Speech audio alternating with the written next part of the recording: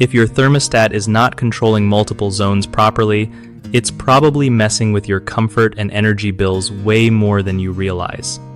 Alright, so first off, check all your wiring, because if anything's loose or crossed, the whole zoning system can freak out.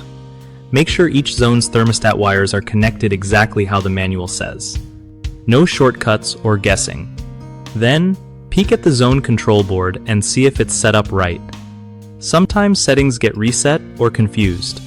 Don't forget to test each zone individually by adjusting the thermostat and seeing if the right dampers open or close.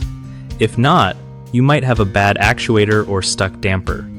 Also, confirm your thermostats are compatible with your zoning system. Some older models just won't play nice.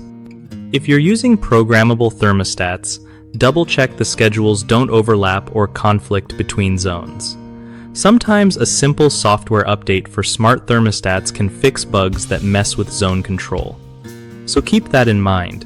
And if all else fails, calling a pro who knows zoning systems can save you hours of frustration and guesswork. One of the biggest issues with thermostats not handling multiple zones is incorrect wiring, which can cause zones to overlap or not respond at all. Fix this by carefully following wiring diagrams and double-checking connections. Another common problem is bad zone dampers or actuators, which either don't open or close right. Testing and replacing faulty parts usually solves this.